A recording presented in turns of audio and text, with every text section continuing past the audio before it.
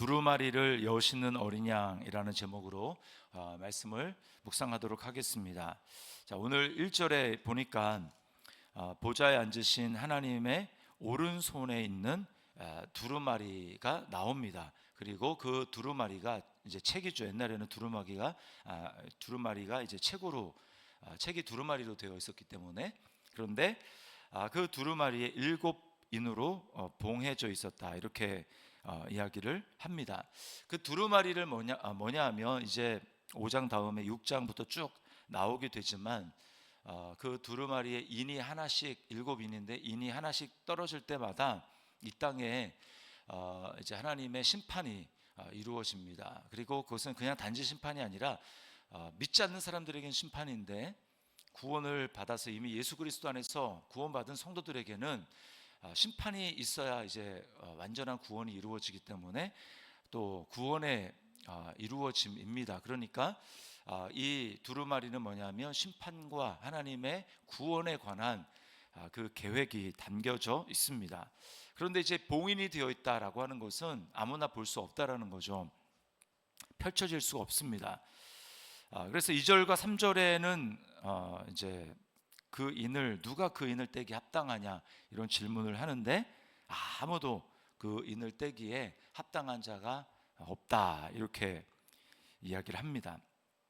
그래서 4절에 보니까 내가 크게 울었다, 이렇게 이야기를 합니다. 사도 요한이 울었어요. 왜 울었습니까? 지금 이제 6장에 보면 나오는데 1장에도 나오고요.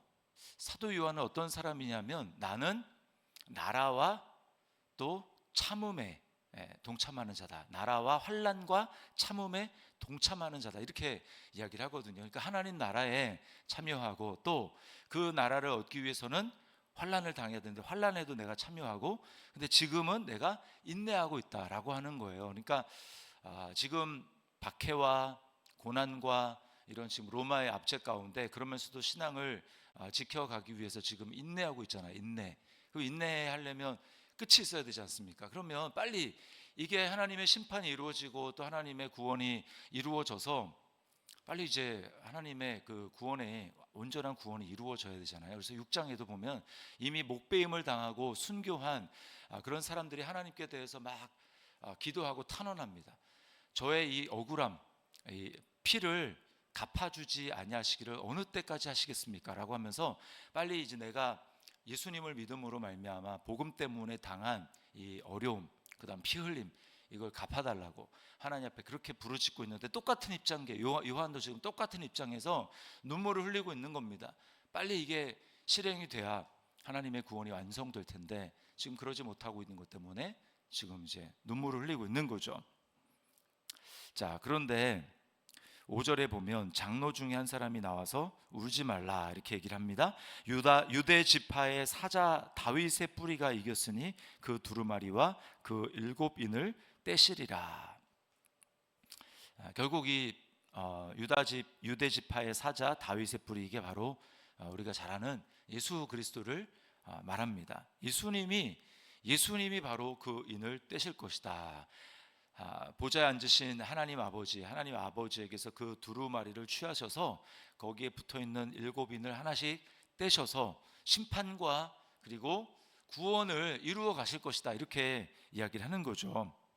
여기서 우리가 알 수 있는 건 뭐냐면 예수님은 하나님이라는 거예요. 너무나 당연한 얘기 같지만 사실은 이 당시에 그것을 믿지 않는 사람들이 많이 있었습니다. 그렇지 않습니까? 예수님은 어떻게 인간으로 나타난 존재가 하나님일 수 있느냐, 이것 때문에 수많은 유대인들이 믿지 않았거든요. 그리고 그 당시에도 마찬가지입니다.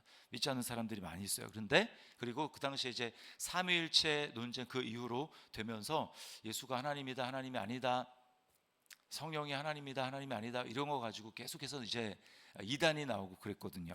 그런데 오늘 본문에 보면 분명히 거부할 수 없게 예수님이 이 땅에 육체로 왔지만 하나님의 아들이다, 하나님이다 라고 하는 것을 알 수 있습니다. 왜 그렇습니까?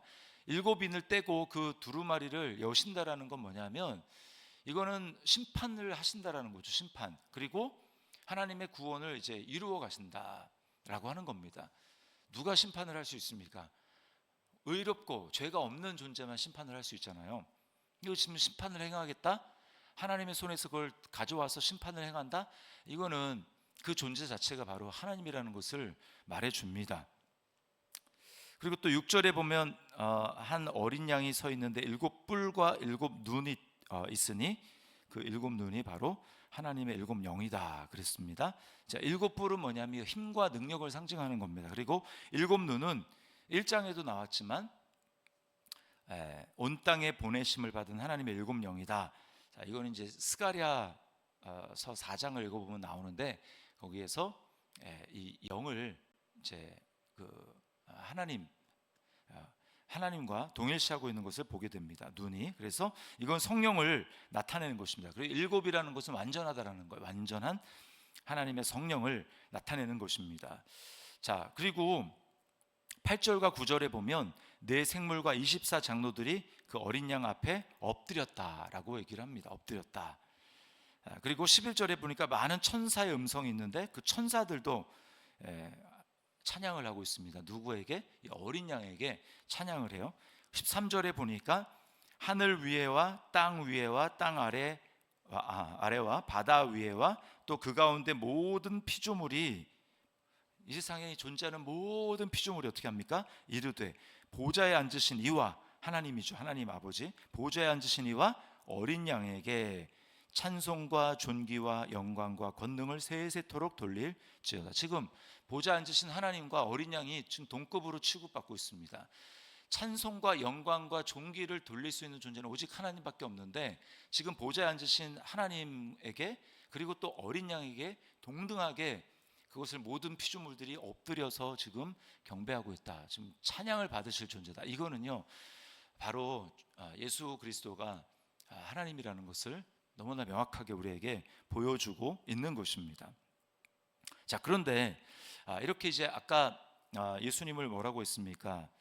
유대 지파의 사자 다윗의 뿌리라고 5절에서 얘기를 하는데, 그래서 그 다윗의 뿌리가 이겼다 이렇게 얘기하지 않습니까? 그러면서 앞에서도 내가 이겼다라고 예수님이 말씀을 하시는데, 그럼 여기서 굉장히 중요한 것이 바로 그렇게 하나님 되신 하나님의 아들이신 또 사자라고 얘기를 하는 그 예수님이 이긴 방식, 이게 매우 중요합니다. 어떻게 그분이 찬송과 존귀를 받은 분이 되었는가? 그것은 바로 6절에 이렇게 얘기를 합니다. 한 어린 양이 서 있는데 일찍이 죽임을 당한 것 같더라. 죽임을 당함으로 이기셨다라는 거예요. 사자인데 죽었다라는 겁니다. 어린 양이 되어서 죽었다라는 것입니다. 이게 바로 하나님 나라입니다. 하나님 나라는 사자가 되기 원하는 자는 먼저 어린 양이 되어야 합니다. 왕으로 다스리기를 원하는 자가 있다면 그 사람은 먼저 종이 되어서 섬겨야 합니다. 부활의 영광을 맛보기를 원하는 자가 있다면 그 사람은 십자가의 고난을 통과해야 하는 것입니다. 이게 바로 하나님 나라의 원리인 거예요. 왜 하나님 나라 원리가 이렇게 됐습니까?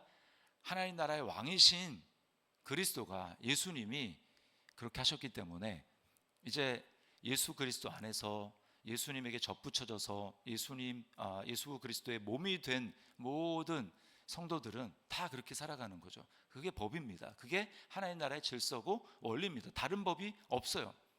다른 법은 무엇입니까? 하나님 나라 밖에 세상 나라의 원리는 정반대죠. 왜 그렇습니까? 그 나라의 임금은 사탄, 마귀 아닙니까? 마귀는 아름답게 지어졌지만 하나님께서 주신 그 은혜, 영광을 가지고 하나님을 찬양하고 높이고 겸손하게 자기 자리를 지키지 못하고 어떻게 합니까? 그 자리를 벗어나서 하나님의 영광을 자기가 차지하려고 합니다. 하나님의 위치에 서려고 했습니다. 이게 타락이죠. 제일 먼저 타락한 존재가 그래서 마귀입니다. 사탄입니다. 옛 뱀, 용입니다. 그리고 그 길을 모든 세상에 있는 사람이 따라가죠. 세상의 임금이 그렇게 하니까 이제 세상에 있는 모든 존재가 다 그걸 따라가는 것입니다. 예수를 알지 못하고 모든 사람이 중생하는 것, 거듭나는 것은 저절로 되는 거 아니잖아요. 성령님의 역사로 그렇게 되는데, 그러니까 태어나는 모든 사람들이 죄 가운데 태어나서 어떻게 합니까? 세상 나라의 임금인 그 마귀에게 속해서 계속 어떻게 합니까? 자기 힘을 키우고 왕이 되려고 하고, 또 자기 영향력을 확보하려고 하고, 그 다음에 높아져서 군림하려고 하는 거죠. 이게 다 세상의 원리입니다. 힘의 종류가 다르지만 뭐 육체적인 힘도 있고 여러 가지 그 힘의 종류를 가지고 내가 그것을 가져서 높아지겠다라는 것, 다른 사람보다 위에 있어서 지배하겠다라고 하는 것입니다. 이게 세상에 돌아가는 원리입니다. 그러나 하나님 나라는 정반대입니다. 정반대. 하나님 나라의 왕이신 그리스도가 세상 임금 마귀를 십자가로 이기셨잖아요. 죽음으로 승리하셨죠. 졌는데 이기셨습니다. 낮아졌는데 높아지셨습니다. 그래서 빌립보서 2장에 보면 너희 안에 이 마음을 품으라 곧 그리스도 예수의 마음이니라고 하면서, 그는 근본 하나님의 본체시나 하나님 자체신데 하나님과 동등됨을 취할 것으로 여기지 아니하시고 자기를 비우셨다. 자기를 비우셨어요. 종의 형체를 가지셨어요. 사람들과 같이 되셨어요. 그리고 죽기까지 복종하셨으니 곧 십자가에 죽으심이라. 그 다음에 뭡니까? 이러므로 하나님이 그를 지극히 높여, 세상 나라가 아니라 하나님 나라의 원리입니다. 이러므로 하나님이 그를 지극히 높여 모든 이름 위에 뛰어난 이름을 주셨으니 어떻게 합니까? 하늘 위에, 그 다음에 땅에, 땅 아래 있는 모든 자들로 무릎을 꿇게 하시고 그 입으로 예수를 주라고 시인하도록 하셨습니다. 그러므로 주님은 우리에게 예수를 믿음으로 세상 나라의 질서에서 벗어난 저와 여러분을 향해서 이렇게 요구하십니다. 누가복음 9장 23절에 아무든지 나를 따라오려거든 자기를 부인하고 날마다 자기 십자가를 지고 나를 따를 것이니라, 이렇게 말씀을 하세요. 그 말은 고행을 해야 된다, 금욕을 해야 된다 이런 말이 아니고, 날마다 내 공로로, 내 힘으로 하나님 앞에 나가려고 하는 그 모든 시도를 내려놓고 예수님이 이미 다 이루신 그 공로를 겸손하게 믿음으로 받아들여서 그것으로 만족하고 나의 세상적인 경험, 또 세상의 임금이 심어놓은 모든 원리로 살아가는 세상의 방식을 거부하는 것, 이게 자기 부인입니다. 세상은 다 그런 지혜로, 그런 경험으로 완전히 가득 차서 그렇게 살아가려고도 하거든요.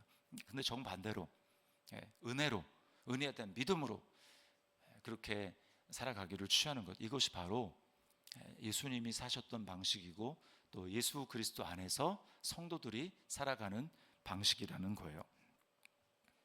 자기 부인을 많이 할수록, 자기의 자아가 많이 깨어질수록, 자기를 많이 내려놓을수록 그 사람은 그 안에 점점 더 많은 예수님의 생명이 흘러나옵니다. 왜 내 안에 예수님이 사시는데 예수 생명이 잘 흘러나오지 않는가? 그 이유는 단 한 가지입니다. 자기가 살아있어서 그래요.